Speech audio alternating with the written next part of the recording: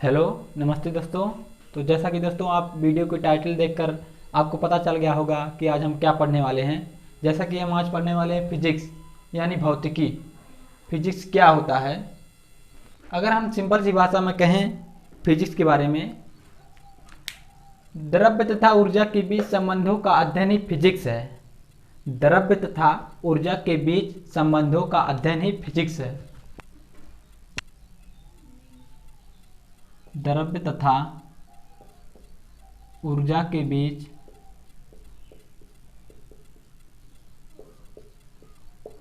संबंधों का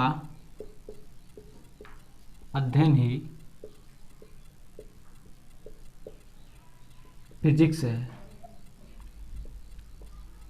अर्थात the study of relation of between matter and energy. The study of relation of between matter and energy. द्रव्य तथा ऊर्जा के बीच संबंधों का अध्ययन ही फिजिक्स है। जब द्रव्य तथा ऊर्जा के बीच संबंधों का अध्ययन ही फिजिक्स है तो सबसे पहले हमें जानना होगा कि द्रव्य क्या होता है, ऊर्जा क्या होता है। द्रव्य यानी मैटर, मैटर यानी पदार्थ, ऊर्जा यानी एनर्जी। हमने ये कहा आपसे, जब द्रव्य तथा ऊर्जा के बीच संबंधों का अध्ययन ही फिजिक्स है तो सबसे पहले हमें जानना होगा कि द्रव्य क्या होता है और ऊर्जा क्या होती है। अगर मैं सिंपल सी भाषा में कहूँ कि इस दुनिया में जो भी कुछ है, फॉर एग्जांपल अगर ये मार्कर है और ये व्हाइट बोर्ड है और ये जो मोबाइल फ़ोन है और जो ये आप साउंड सुन रहे हैं, या जो भी हमारे नेचर में जो भी सब कुछ चीज़ है वो या तो द्रव्य है या तो ऊर्जा है। अगर हम बात करें द्रव्य की, द्रव्य उसे कहते हैं यानी पदार्थ जिसका कोई अपना द्रव्यमान होता है, जिसका कोई अपना द्रव्यमान होता है यानी मास, और जिसमें जड़त्व का गुण होता है यानी प्रॉपर्टी ऑफ इनर्शिया, और जिसका जो एक स्थान घेरते हों। आपने पिछली कक्षाओं में पढ़ा होगा, पदार्थ उसे कहते हैं जो स्थान घेरती हो तथा जिसमें कोई ना कोई द्रव्यमान हो और जिसका जो मतलब जड़त्व का गुण रखते हो और जिसे हम फील कर सकें यानी टच कर सकें। जैसे ये मार्कर है, मार्कर को हम देख सकते हैं, टच कर सकते हैं। अब बात करते हैं एनर्जी की। एनर्जी यानी ऊर्जा। ऊर्जा क्या होता है, अगर सिंपल सी भाषा में कहा जाए कि ऊर्जा को ना तो उत्पन्न किया जा सकता है और ना ही नष्ट किया जा सकता है। इसे एक रूप से दूसरे रूप में सिर्फ चेंज किया जा सकता है। अगर मैं बात करूं कैसे कैसे ऊर्जा को चेंज किया जा सकता है, अगर आपके घर में एक इलेक्ट्रिक बल्ब लगा हो, फॉर एग्जांपल इलेक्ट्रिक बल्ब लगा है और आपके घर में इलेक्ट्रिक वायर के माध्यम से इलेक्ट्रिक करंट आता है, तो वो जो इलेक्ट्रिक करंट आता है वो इलेक्ट्रिकल एनर्जी होती है, वो बल्ब के द्वारा कन्वर्ट हो जाती है लाइट एनर्जी में। यानी ऊर्जा को ना तो उत्पन्न किया जा सकता है और ना ही नष्ट किया जा सकता है, बल्कि इसे एक रूप से दूसरे रूप में कन्वर्ट किया जा सकता है। अगर हम बात करें ऊर्जा की, तो ऊर्जा का ना तो अपना कोई द्रव्यमान होता है, इसका कोई द्रव्यमान नहीं होता है, और ना ही ये स्थान घेरता है।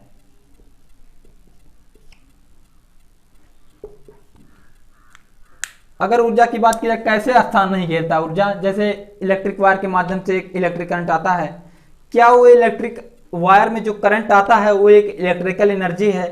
क्या वो किसी स्थान पर आकर बैठ जाता है या फिर तार में बैठा रहता है या कोई तार के स्थान को ढक लेता है? ऐसा कुछ भी नहीं है। अगर जो मैं साउंड बोल रहा हूँ आपके सामने, वो साउंड क्या आपके किसी स्थान पर बैठ जा रहा है या किसी स्थान को ढक ले रहा है? नहीं ना। यही बात है कि ऊर्जा जो है ना तो वो स्थान घेरती है और ना ही उसमें कोई द्रव्यमान होता है और ना ही उसमें कोई जड़त्व का गुण होता है।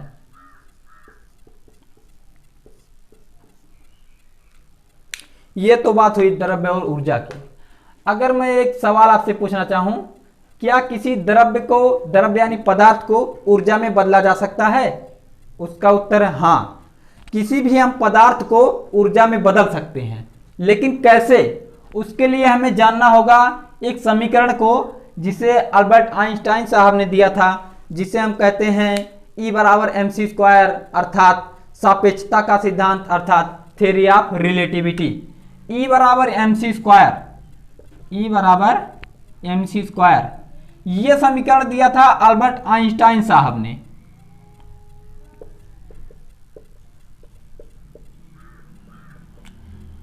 अल्बर्ट आइंस्टाइन साहब ने दिया था यह समीकरण, और उन्होंने कहा था इस समीकरण को E बराबर mc स्क्वायर को, इसे थियरी ऑफ रिलेटिविटी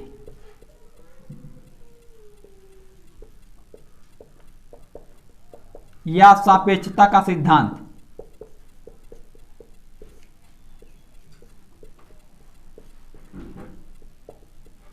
सापेक्षता का सिद्धांत या थ्योरी ऑफ रिलेटिविटी। E बराबर mc स्क्वायर जब उन्होंने समीकरण दिया, उन्होंने कहा कैसे हम किसी पदार्थ को ऊर्जा में बदल सकते हैं। तो उन्होंने कहा अगर कोई m द्रव्यमान का कोई वस्तु हो, अगर उसकी स्पीड को प्रकाश की चाल यानी c के बराबर कर दिया जाए, तो उसका जो स्पीड होगा उसमें जो एनर्जी होगी, उसमें जो एनर्जी होगी वो mc स्क्वायर के बराबर होगी। जहां पर उन्होंने m के बारे में बताया, m फॉर मास यानी द्रव्यमान, और c फॉर प्रकाश की चाल।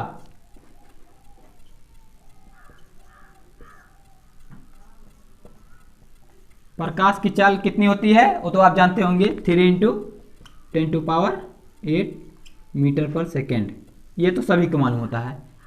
एक सवाल आपसे मैं पूछना चाहूं कि प्रकाश की चाल 3 × 10⁸ मीटर पर सेकेंड होती है, ये तो सभी को मालूम होता है, लेकिन प्रकाश की चाल को सर्वप्रथम मेजर किसने किया था, यह सवाल इंपॉर्टेंट होता है। यही एग्जाम में पूछा जाता है कि प्रकाश की चाल को यानी वेलोसिटी ऑफ लाइट सर्वप्रथम मेजर किसने किया था, तो उसका उत्तर है रोमर। रोमर नामक साइंटिस्ट ने सर्वप्रथम प्रकाश की चाल को मापा था। रोमर ने ही सर्वप्रथम प्रकाश की चाल को मापा था। ये तो ही E बराबर mc स्क्वायर यानी आइंस्टाइन के समीकरण, इसी को हम द्रव्यमान ऊर्जा समीकरण भी कहते हैं, इसे आइंस्टाइन साहब ने दिया था।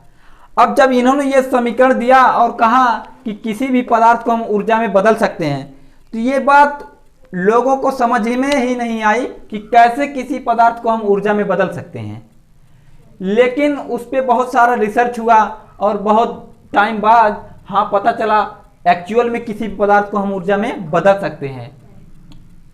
इसीलिए उन्हें नोबेल प्राइज नहीं दिया गया। उन्हें नोबेल प्राइज इसलिए नहीं दिया गया क्योंकि उस समय इस समीकरण को लोग समझ ही नहीं पाए कि कैसे किसी पदार्थ को हम ऊर्जा में बदल सकते हैं। इन्हें नोबेल प्राइज मिला था फोटो इलेक्ट्रिक इफेक्ट की एक्सप्लेनेशन के लिए, यानी प्रकाश विद्युत प्रभाव की व्याख्या के लिए। यही क्वेश्चन एग्जाम में पूछा जाता है कि आइंस्टाइन साहब को नोबेल प्राइज किस खोज के लिए दिया गया, यानी किस काम के लिए दिया गया, तो उसका उत्तर है फोटो इलेक्ट्रिक इफेक्ट की एक्सप्लेनेशन के लिए, यानी प्रकाश विद्युत प्रभाव की व्याख्या के लिए।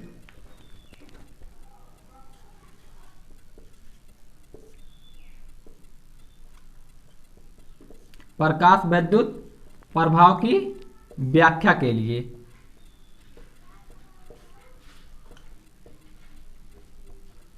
प्रकाश विद्युत प्रभाव की व्याख्या के लिए आइंस्टाइन साहब को नोबेल प्राइज दिया गया था। वो भी कब, 1921 में। यही क्वेश्चन एग्जाम पूछा जाता है, उसमें ऑप्शन रहता है कि आइंस्टाइन साहब को किस कारण के लिए नोबेल प्राइज मिला था। उसमें एक ऑप्शन रहता है सापेक्षता का सिद्धांत और दूसरा ऑप्शन रहता है प्रकाश विद्युत प्रभाव की व्याख्या के लिए। लोग इसी में कंफ्यूज हो जाते हैं कि कौन सा टिक करें, ये वाला टिक करें कि ये वाला। उसमें जो उत्तर सही होगा वो ये वाला होगा, प्रकाश विद्युत प्रभाव की व्याख्या के लिए। अगर हम बात करें प्रकाश विद्युत प्रभाव की व्याख्या के लिए, तो ये प्रकाश विद्युत प्रभाव, ये जो टर्म है प्रकाश विद्युत प्रभाव की खोज किसने की थी, ये क्वेश्चन जरूर आपके दिमाग में आना चाहिए।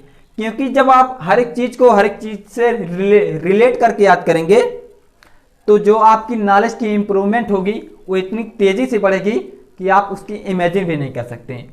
हर एक चीज से लिंक करना सीखिए आप। हर एक चीज को मतलब लिंक करके जब याद करेंगे तो आपकी नॉलेज की इंप्रूवमेंट इतनी ज़्यादा तेज़ी से बढ़ेगी, सच में कह रहा हूँ ना, उसकी आप इमेजिन भी नहीं कर सकते।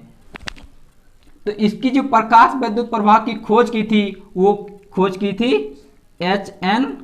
हर्ट्ज साहब ने। हर्ट्ज साहब ने प्रकाश विद्युत प्रभाव की खोज की थी।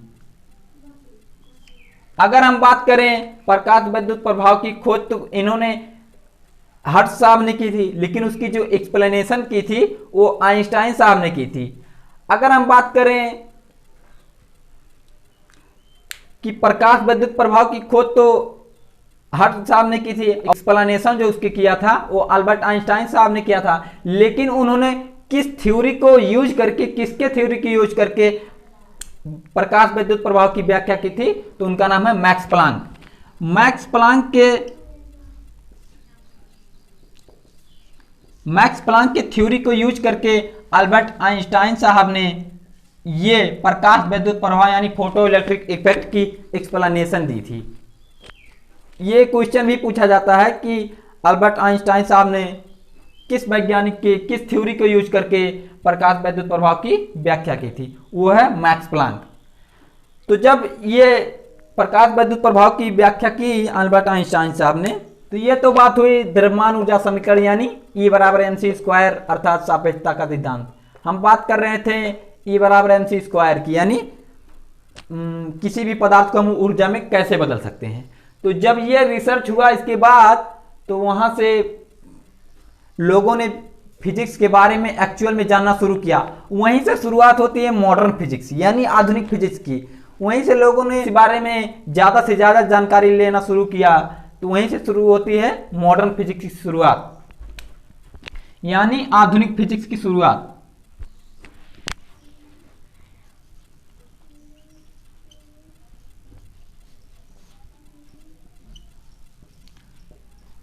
मॉडर्न फिजिक्स की शुरुआत होती है अल्बर्ट आइंस्टाइन के समीकरण E बराबर mc² से। वहीं से लोगों ने फिजिक्स के बारे में ज़्यादातर पढ़ना शुरू किया और ज़्यादा जानकारी लेना शुरू किया। इसीलिए फादर ऑफ मॉडर्न फिजिक्स कहा जाता है अल्बर्ट आइंस्टाइन साहब को।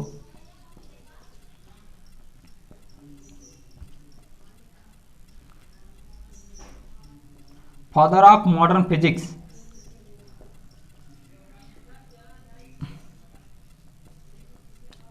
अल्बर्ट आइंस्टाइन साहब को कहा जाता है फादर ऑफ मॉडर्न फिजिक्स। लेकिन एक्चुअल में अगर हम फिजिक्स की फादर ऑफ फिजिक्स की बात करें तो कहा जाता है न्यूटन साहब को। न्यूटन साहब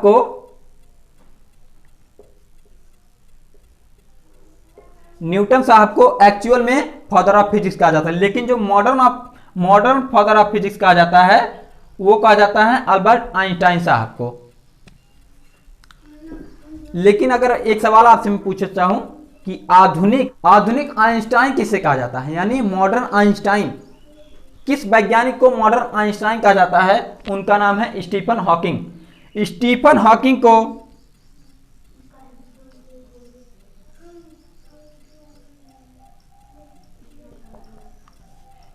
हॉकिंग साहब को मॉडर्न आइंस्टाइन यानी आधुनिक आइंस्टाइन कहा जाता है।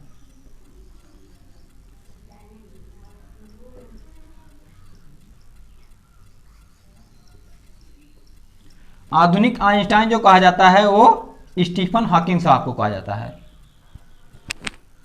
तो चलिए एक बार थोड़ा सा रिवीजन कर लेते हैं जल्दी से।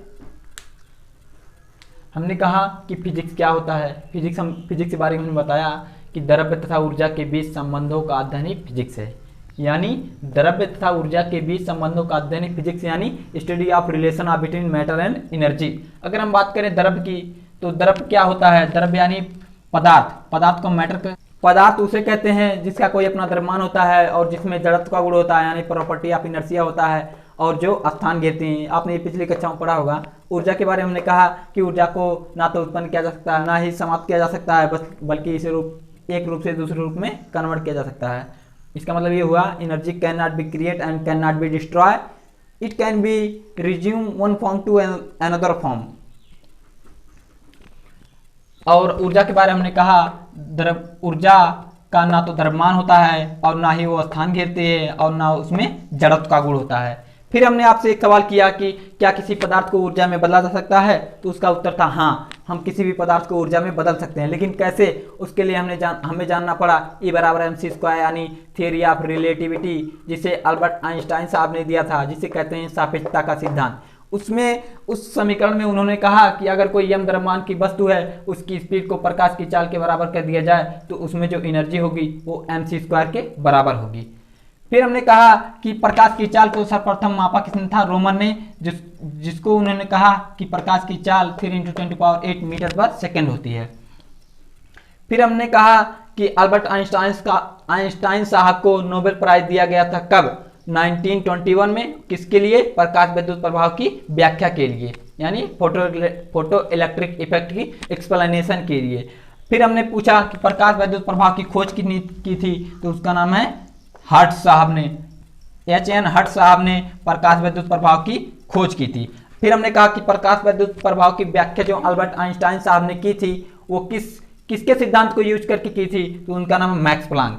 फिर हमने कहा कि तो वहीं से शुरुआत होती है, जब E बराबर mc² अल्बर्ट आइंस्टाइन साहब ने दिया तो वहीं से शुरुआत होती है मॉडर्न फिजिक्स की, यानी आधुनिक फिजिक्स की। उसके बारे में लोगों ने ज़्यादा पढ़ना शुरू किया, इसीलिए उन्हें फादर ऑफ मॉडर्न फिजिक्स कहा जाता है, यानी अल्बर्ट आइंस्टाइन साहब को फादर ऑफ मॉडर्न फिजिक्स कहा जाता है। फिर अगर हम बात करें आधुनिक आइंस्टाइन किस साइंटिस्ट को कहा जाता है, आधुनिक आइंस्टाइन यानी अभी का आइंस्टाइन किस साइंटिस्ट को कहा जाता है, उनका नाम है स्टीफन हॉकिंग, जिनका अभी हाल में 2018 में डेथ हुई है। आशा करता हूँ ये वीडियो आपको अच्छा लगा होगा।